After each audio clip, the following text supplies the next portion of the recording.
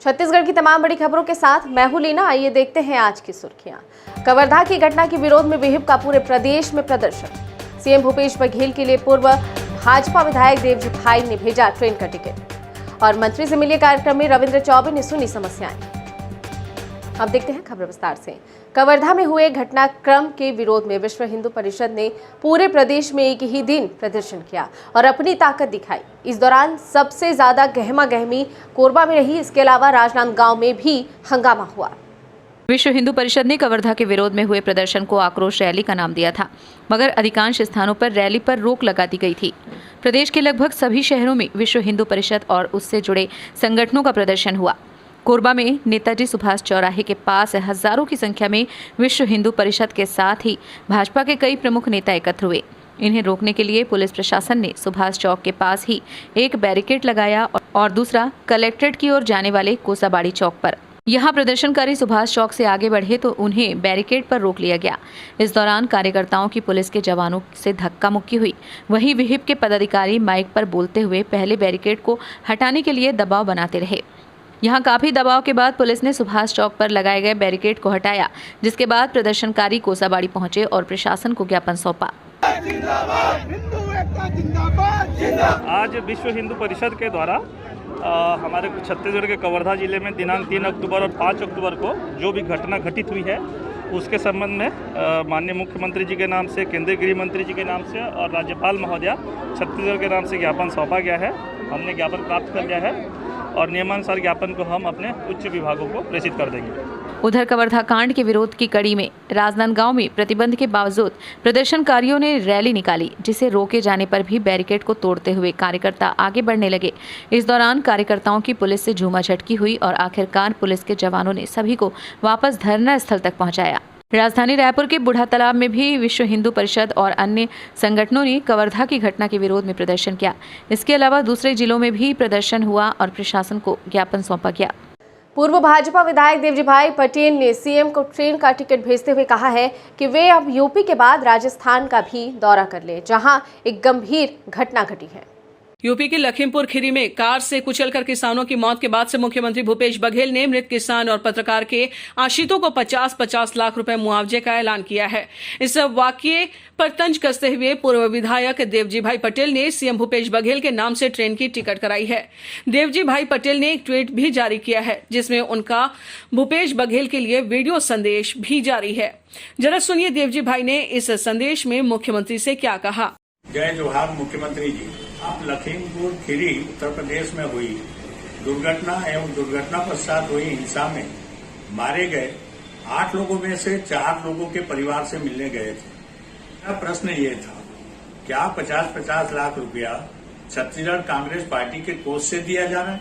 अगर फिर तो ये बहुत अच्छी बात है, पर अगर ये रुपये छत्तीसगढ़ शासन के राजकीय कोष से दिए जाने हैं तो क्या हम छत्तीसगढ़िया लोग ये मान लें कि 75,000 करोड़ के कर्ज से बढ़कर 75,002 करोड़ रुपए का कर्जदार हम हो जाएंगे? माननीय मुख्यमंत्री जी, मैं इस आशा के साथ कि जल्द आपका जवाब आएगा ये पत्र भेज रहा हूं। इस पत्र के साथ मैं एक ट्रेन की टिकट भी भेज रहा हूं जो राजस्थान जयपुर के लिए है। प्रिय बघेल जी, आपके चश्मे से शायद कांग्रेस शासित राजस्थान में दलित युवक की पीट कर हुई हत्या का चित्रण नहीं दिखता होगा, इसलिए आपका शुभचिंतक होने के नाते राजस्थान के लिए ट्रेन की टिकट भेज रहा हूं, जिससे आप वहां भी अपनी संवेदना प्रकट कर 50 लाख रुपए का अनुदान बांटाए और सुपर परिवार की नजर में आपकी वफादारी और बढ़ जाए। मिलिए मंत्री से कार्यक्रम में प्रदेश कांग्रेस कमेटी के मुख्यालय राजीव भवन में कृषि मंत्री रविंद्र चौबे ने कांग्रेस पदाधिकारी, कार्यकर्ता और आमजन से मुलाकात की। इस दौरान उन्होंने समस्याओं को सुना और मौके पर ही उनके निराकरण का प्रयास किया। लगभग 1.5 साल बाद हुए मंत्री से मिलिए कार्यक्रम में मंत्री रविंद्र चौबे से मिलने वालों की लंबी कतार थी। इस दौरान 1 घंटे में ही लगभग 60 आवेदन जमा हो गए। मंत्री ने मौके पर ही लोगों को सुना और तत्काल उनके निराकरण की कोशिश की। रुपये की राजीव किसान न्याय योजना की घोषणा की थी और तारीख तय था कि राजीव जी की शहादत दिवस पे, राजीव जी के जन्म दिवस पे, राज्योत्सव राज्य गठन के 1 नवंबर को और आखिरी वित्तीय वर्ष पे तो आप देखेंगे कि 2 साल कोरोना काल रहा, लेकिन एक भी दिन तारीख में 1 नवंबर का मतलब 1 नवंबर को ही किसानों के खातों में पैसा का हस्तांतरण किया गया। उसी तरीके से आदरणीय मुख्यमंत्री जी ने गोधन न्याय योजना के बारे में निर्देश किए हैं कि हर 15वें दिन गोपालकों के खातों में राशि का हस्तांतरण किया जाएगा। और पूरा 1 साल इस योजना को हो गया। हर 15वें दिन का मतलब हर 15वें दिन अभी भी गोधन न्याय योजना का पैसा लोगों को हस्तांतरित किया जा रहा है। देश भर में विद्युत संयंत्रों में चल रहे कोयला संकट के बीच केंद्रीय कोयला मंत्री प्रहलाद जोशी कोरबा प्रवास पर हैं। देश व प्रदेश सहित कोरबा में बढ़ते कोयला संकट के बीच कोयला मंत्री प्रहलाद जोशी एससीसीएल बिलासपुर हेलीपैड पहुंचे, जहां पर छत्तीसगढ़ विधानसभा नेता प्रतिपक्ष व बिलासपुर सांसद अरुण साव सहित एससीसीएल के अधिकारियों ने उनकी अगवानी की। बिलासपुर पहुंचे कोयला मंत्री ने क्या कुछ कहा, सुनाते हैं आपको। विजिट करता हूं और रिव्यू भी करता हूं। कोयला उत्पादन में तेजी लाने के लिए एससीसीएल को मैं आज विजिट कर रहा हूं और खदान का भी मैं समीक्षा कर रहा हूं। और मुझे अभी इतना ही कहना है कि रिक्वायरमेंट था, जहां तक हमको बिजली मंत्रालय से, पावर मंत्रालय से दिया गया था 1.9 मिलियन टन, ऐसे एक एम्बिशियस टारगेट डिमांड हमारे सामने रखा गया था। और 20th के बाद 20 तारीख के बाद 2 मिलियन टन।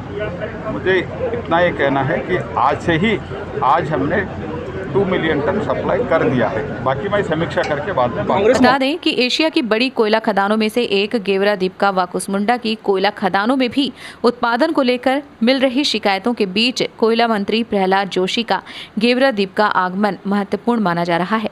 कोयला मंत्री यहां की खदानों में पहुंचकर उत्पादन को देखने आ रहे थे, लेकिन बिलासपुर पहुंचकर वे सड़क मार्ग से गेवरा दीपका के लिए रवाना हुए हैं। इस लिहाज से माना जा सकता है कि कोयला मंत्री गेवरा दीपका व एससीसीएल के अधिकारियों की बैठक लेकर देश में उठे कोयला संकट पर अधिकारियों को दिशा निर्देश देकर बिलासपुर के लिए रवाना हो जाएंगे। बताया गया है कि कोयला मंत्री शाम से पहले बिलासपुर हेलीपैड से झारखंड के लिए रवाना हो जाएंगे। कोयला मंत्री के साथ कोल इंडिया के चेयरमैन प्रमोद अग्रवाल सहित एससीसीएल के आला अधिकारी भी मौजूद रहे। 14 अक्टूबर को दोपहर 12 बजे प्रदेश कांग्रेस के मुख्यालय राजीव भवन में प्रदेश कार्यकारिणी की महत्वपूर्ण बैठक होने जा रही है। इस बैठक में अखिल भारतीय कांग्रेस कमेटी के छत्तीसगढ़ प्रभारी पीएल पुनिया, मुख्यमंत्री भूपेश बघेल, प्रदेश प्रभारी सचिव डॉक्टर चंदन यादव एवं छत्तीसगढ़ प्रदेश कांग्रेस कमेटी के अध्यक्ष मोहन मरकाम उपस्थित रहेंगे। इस बैठक में शामिल होने के लिए अखिल भारतीय कांग्रेस कमेटी के प्रदेश प्रभारी पीएल पुनिया एवं प्रभारी सचिव डॉक्टर चंदन यादव को विस्तारा के नियमित विमान सेवा से आज शाम रायपुर पहुंचेंगे। यहां के वरिष्ठ नेताओं के साथ बैठक भी करेंगे। 14 अक्टूबर को केंद्र के दोनों नेता दोपहर 12 बजे राजीव भवन रायपुर में आयोजित प्रदेश कार्यकारिणी की बैठक में भाग लेंगे। दोपहर 3 बजे राजीव भवन में वरिष्ठ कांग्रेस जनों एवं कार्यकर्ताओं से भेंट एवं चर्चा करेंगे। इसके बाद रात्रि 8:30 बजे विस्तारा के नियमित विमान सेवा से दोनों रायपुर से नई दिल्ली के लिए रवाना हो जाएंगे। गौरतलब है कि छत्तीसगढ़ में 2.5 साल के मुख्यमंत्री को लेकर उठे विवाद के बाद पुनिया का यह पहला दौरा है। देखना है कि दिल्ली में उनसे मिलने से वंचित रह गए विधायक क्या उनसे मिलकर अपनी बात रखेंगे। छत्तीसगढ़ उच्च न्यायालय के लिए मुख्य न्यायाधीश अरूप कुमार गोस्वामी को नियुक्त किया गया है। उन्होंने राजभवन के दरबार हॉल में छत्तीसगढ़ हाईकोर्ट के न्यायाधीश के रूप में शपथ ग्रहण की। इस दौरान कार्यक्रम में राज्यपाल अनुसुईया उइके, मुख्यमंत्री भूपेश बघेल भी मौजूद रहे। Andhra Pradesh high court as the Chief Justice of the Chhattisgarh High Court and to direct him was one of Article 222 of the Constitution। इस बुलेटिन में फिलहाल इतना ही। बने रहिए DB लाइव के साथ। नमस्कार।